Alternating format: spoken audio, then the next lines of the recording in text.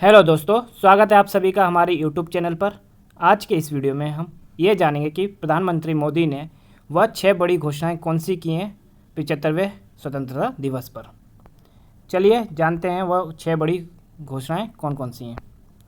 75वां स्वतंत्रता दिवस nation first always first theme के साथ सेलिब्रेट किया गया था। इस दिन प्रधानमंत्री मोदी ने लाल किले के प्राचीर से राष्ट्र को संबोधित किया।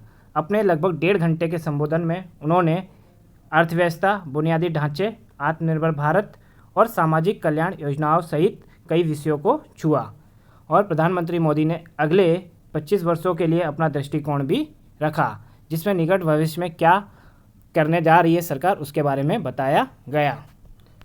चलिए अब जानते हैं वह 6 बड़ी अनाउंसमेंट क्या थी जो कि प्रधानमंत्री मोदी ने लाल किले से दी।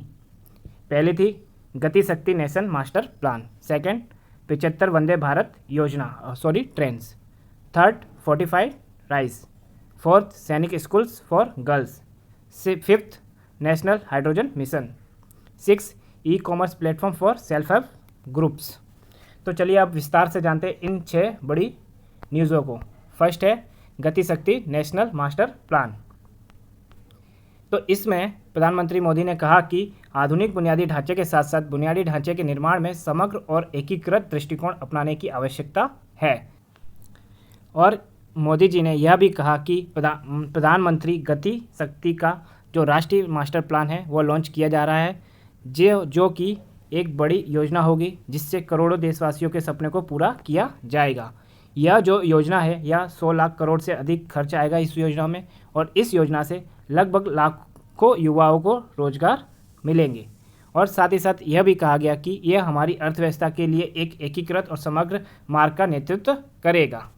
अब हमारे परिवहन के साधनों के बीच कोई समन्वय नहीं था अभी तक, लेकिन आने वाले समय में जब यह गति शक्ति जो नेशनल मास्टर प्लान है इसके तहत इन बाधाओं को दूर किया जाएगा और जो आम आदमी के यात्रा का जो समय है उसे कम किया जाएगा और जिससे हमारे उद्योगों की उत्पादकता भी बढ़ेगी। ऐसा क्या पीएम मोदी जी ने कहा। ये तो था गति शक्ति नेशनल मास्टर प्लान के बारे में। अब चलते हैं जो नेक्स्ट सेकेंड जो घोषणा वह थी 75 वंदे भारत ट्रेन के बारे में। इसके बारे में जानते हैं। इसके बारे में यह कहा गया कि आज़ादी के अमृत महोत्सव मनाने का संकल्प लिया गया, जिसके तहत यह 75 हफ्ते तक मनाया जाएगा। जो कि आज़ादी का अमृत महोत्सव है उसे 75 हफ्तों तक मनाने का फैसला लिया गया, जो कब से शुरू हुआ 12 मार्च 2020 से शुरू हुआ और 15 अगस्त 2023 तक चलेगा। आज़ादी का अमृत महोत्सव सेलिब्रेट किया जाएगा। इस दौरान क्या होगा कि इन 75 हफ्तों में 75 वंदे भारत ट्रेन जोड़ी जाएंगी जो भारत के कोने कोने को जोड़ेगी और जिससे देश की गति में नए हवाई अड्डे जिस तरह से बन रहे हैं उसी तरीके से सुदूर क्षेत्रों को जोड़ने के लिए उड़ान योजना अभूतपूर्व रही है और आगे रहेगी। चलिए अब जानते हैं next fortified rice. PM Modi ने कहा कि सरकार की प्राथमिकता जो है वह देश के हर गरीब व्यक्ति को पोषण मुहैया कराना, और यह जो पोषण मुहैया कराने की जो बात है वह हमारे संविधान के आर्टिकल नंबर 47 में भी कहा गया है। ठीक है। और उन्होंने यह भी कहा कि जो कुपोषण और गरीब महिलाएं और गरीब बच्चों में आवश्यक पोषक तत्वों की कमी होती है वह विकास में बड़ी बाधा पैदा करती है और जो फोर्टिफाइड चावल होते हैं उससे यह जो कुपोषण की समस्या और है उसे कम किया जाएगा और गरीबों में पोषण से भरपूर चावल दिए जाएंगे। और यह जो चावल फोर्टिफाइड राइस है वह कहाँ पर उपलब्ध कराया जाएगा, वह चाहे राशन की दुकान हो वहाँ पर भी उपलब्ध कराया जाएगा। जो मध्याह्न भोजन होता है उसमें बच्चों को भी दिया जाएगा। साथ ही जो भी गवर्नमेंट स्कीम्स है और उनमें जो चावल उपलब्ध कराए जाते हैं उनके तहत भी फोर्टिफाइड राइस को उपलब्ध कराया जाएगा और इस योजना को 2024 तक मजबूत किया जाएगा। चलिए अब जानते हैं नेक्स्ट सैनिक स्कूल फॉर गर्ल्स। प्रधानमंत्री मोदी ने लड़कियों के लिए सैनिक स्कूलों में प्रवेश की घोषणा की।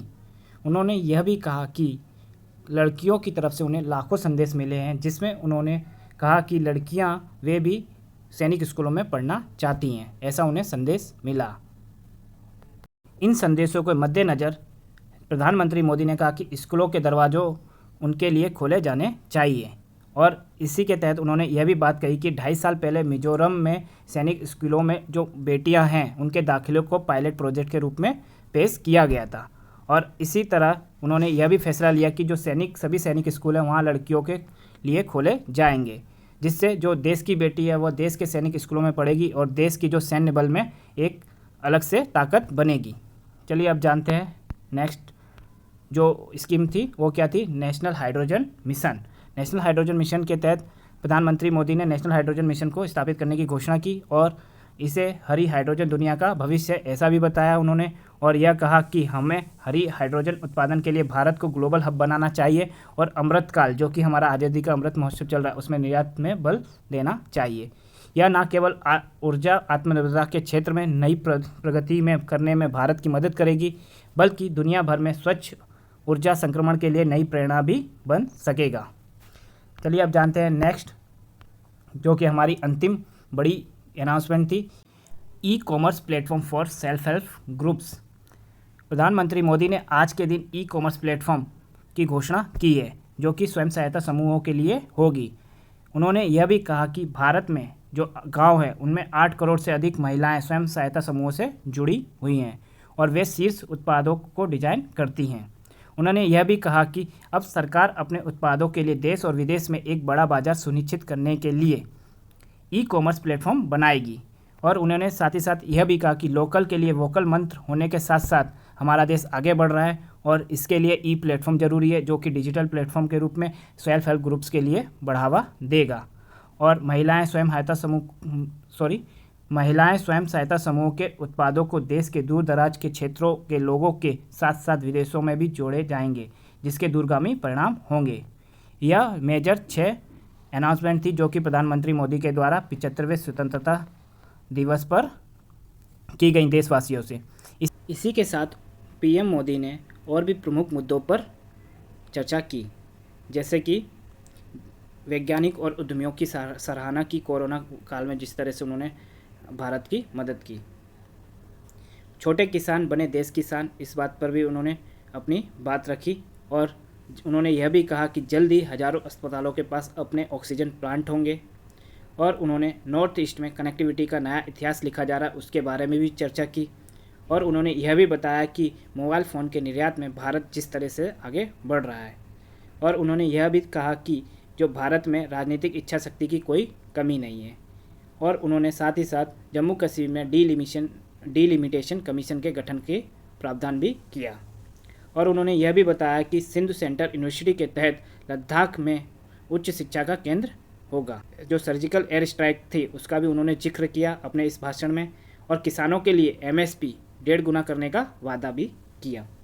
और उन्होंने यह भी बताया कि जो आज की जनरेशन है वह कैन डू जनरेशन है, मतलब कि यह हर लक्ष्य को हासिल कर सकती है। इसी तरीके की और भी न्यूज़ के लिए आप बने रहिए हमारे यूट्यूब चैनल पर और जाते जाते इस वीडियो को लाइक करें, शेयर करें और चैनल को सब्सक्राइब करें और बेल आइकॉन को दबा दें।